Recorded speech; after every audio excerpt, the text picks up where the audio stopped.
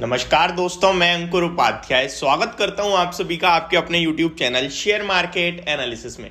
सबसे पहले तो मैं आपको बताना चाहूंगा, आज है संडे और हमारी जो स्मार्ट क्लास आ रही थी जिसपे आप लोग प्री रजिस्ट्रेशन यानी कि आने से पहले ही आप लोगों ने काफी रजिस्ट्रेशन कर दिए थे, तो आपके लिए तो वीडियो अवेलेबल हो ही गई है। और जो अब जाके देखना चाहते हैं जाके देख सकते हैं, लाइव हो चुकी है। और प्लीज कमेंट बॉक्स में अपने एक्सपीरियंस शेयर करिए कि भाई कैसा दिखा आपको, कैसी लगी आपको। और प्लस मैंने आपसे कहा है कि 5 दिन तक आपको पेपर पेन लेके सारे के सारे लेवल्स नोट करने हैं और सैटरडे जो अब आएगा वहां आपके साथ लाइव सेशन होगा, फिर नेक्स्ट मंडे ट्रेड करेंगे।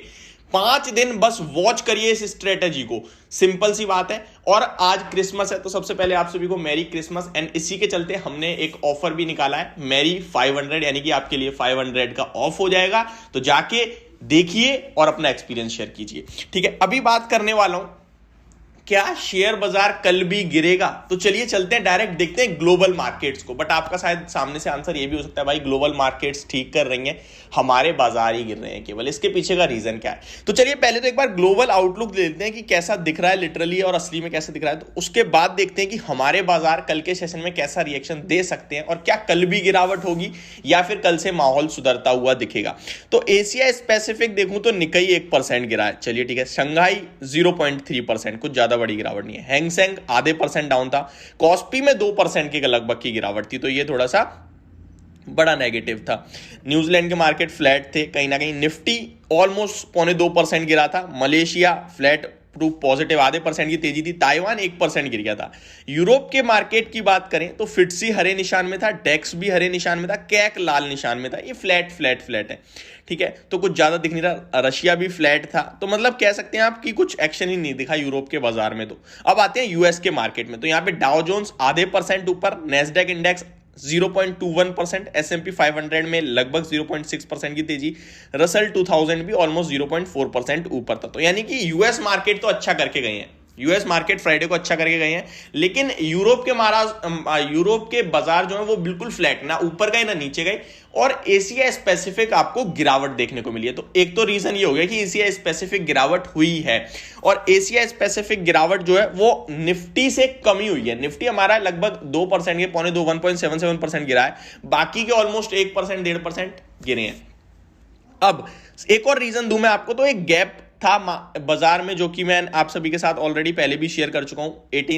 17,000 वो गैप अप ओपनिंग हो गई थी डायरेक्ट, उसके बाद वो गैप फिल हो गया है। अब यहां से और गिरावट मेरे हिसाब से नहीं होनी चाहिए, आपको रिबाउंड देखने को मिलेगा। बट एक चीज और आपको मैं बताना चाहूंगा यहां पे, अब ना तेजी भी बहुत मुश्किल पड़ जाएगी। क्यों?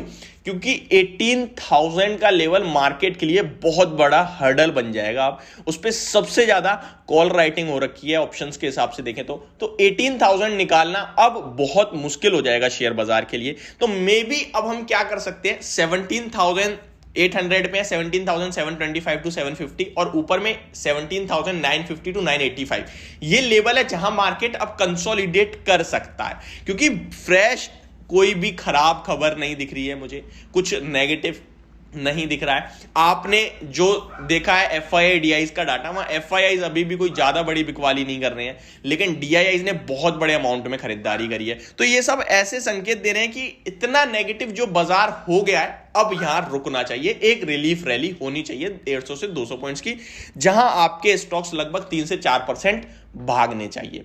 अब एक और इंपॉर्टेंट चीज, इस रिलीफ रैली अगर आती है तो कंफर्म तो नहीं है अभी कुछ भी, क्योंकि मार्केट डेज लो पे बंद हो रही है, वीकली क्लोजिंग नीचे आ रही है। 17,800 जो इंपॉर्टेंट लेवल था उसके एग्जैक्टली नेक टू नेक आके बंद हुई है, इंट्राडे में नीचे भी निकली।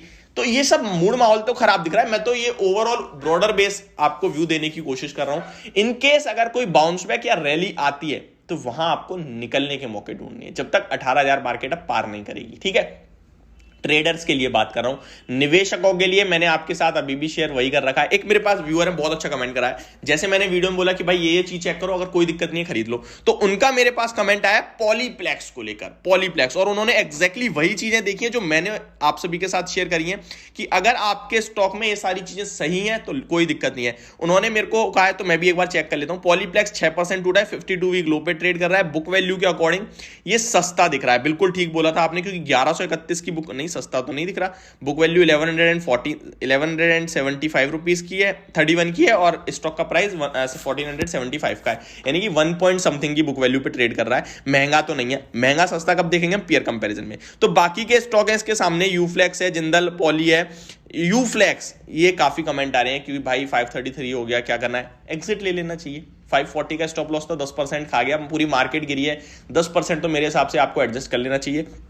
बट स्टॉक काफी पॉजिटिव था। अब देखिए यूफ्लेक्स मैंने आपको क्यों रिकमेंड करा था, बुक वैल्यू 1000 की है, 500 पे ट्रेड कर रहा है। वहां पे पॉलीप्लेक्स में क्या सीन है, 1400 पे ट्रेड कर रहा है, 1100 की बुक वैल्यू, यानी कि वो महंगा ट्रेड कर रहा है, ये आधे पे ट्रेड कर रहा है। तो वैल्यूएशन वाइज तो कंफर्ट यहां ज्यादा है। बाकी के स्टॉक देखते हैं, तो बाकी का और जिंदल पॉली है, चलो जिंदल पॉली देख लेते हैं। 760 रुपीज पे ट्रेड कर रहा है, 1000 की बुक वैल्यू। तो पॉलीप्लेक्स अभी भी सस्ता नहीं है अगर आप पीयर कंपैरिजन करोगे तो। पीयर कंपैरिजन में सब अंडर वैल्यू ट्रेड कर रहे हैं और पॉलीप्लेक्स अभी भी ओवर वैल्यू ट्रेड कर रहा है। तो मेरे हिसाब से अभी भी सस्ता नहीं है। सस्ता महंगा हम बुक वैल्यू देख के या फिर पीई देख के नहीं निकाल सकते। बुक हम देखेंगे उसके पीयर कंपैरिजन को कि भाई पीयर्स कहां पे ट्रेड कर रहे हैं और ये कहां ट्रेड कर रहा है। फॉर एग्जांपल, अगर कोई स्टॉक आपके लिए, ये मैं आपको आपकी पोर्टफोलियो के लिए राय दे रहा हूं कि अगर आप पोर्टफोलियो रिलेटेड स्टॉक्स को चेक करना चाहते हैं, फॉर एग्जांपल आपके पास एक एफएमसीजी स्टॉक है जो 80 के पीई पे ट्रेड करता है और लगभग 3 to 4 टाइम्स, 5 टाइम्स, 28, 30 टाइम्स पे ट्रेड कर रहा है, ठीक है, कोई भी लेवल मान लीजिए आप, ठीक है जी, ट्रेड कर रहा है। तो आप ऊपर ऊपर देख के नहीं कह सकते महंगा है, ठीक है, क्योंकि भाई वो तो 10 टाइम्स की बुक वैल्यू पे ट्रेड कर रहा है, 10 टाइम्स ज्यादा ट्रेड कर रहा है। आप पीयर कंपैरिजन करो, अगर पीयर कंपैरिजन में सभी 10 टाइम्स, 12 टाइम्स, 9 टाइम्स है तो वो ठीक है। अगर सब लोग 5 टाइम, 3 टाइम्स, 4 टाइम्स है और वो 10 टाइम्स पे, तो वो महंगा है। अगर सब लोग 20 टाइम्स पे, 30 टाइम्स पे, 25 टाइम्स पे और वो 10 टाइम्स पे, तो वो सस्ता है। आप उसके पीयर से कंपैरिजन कर। आप एक बात बताओ, अगर यहां पे सब पेन 5-5 रुपए के मिल रहे हैं मान लीजिए, ठीक है, कोई पेन लागत 1 रुपए आ रही है बनाने की, लेकिन सब 5 के मिल रहे हैं, तो क्या कोई महंगा है इनमें से? नहीं, सब बराबर है। कोई 5 का है, कोई 5.5 का है, कोई 6 का है, कोई 4.5 का है, तो भी बराबर मानेंगे, एकदम एग्जैक्टली नहीं चल सकते। लेकिन सब 5 के, उनमें से एक पेन है 10 रुपए का, तो वो महंगा हो जाएगा, या फिर एक पेन 3 रुपए का है तो वो सस्ता हो जाएगा। समझ गए आप? तो इस तरीके से आपको चेक करना चाहिए मेरे हिसाब से। अभी के लिए मैं इतना ही कहूंगा, मार्केट में रेंज हो सकती है, अब 18,000 टॉप हो सकता है और नीचे में अभी तो जगह खुली हुई है, बाकी देखते हैं कहां रुकता है। मेरे हिसाब से यहाँ पे आपको फ्रेश बिकवाली तो नहीं करनी चाहिए और बाइंग के लिए भी अभी आपको वेट करना चाहिए। तो ये होगी मेरी वीडियो। होप आपको समझ और पसंद दोनों आई होगी। Thank you so much for watching this video. Have a great day guys.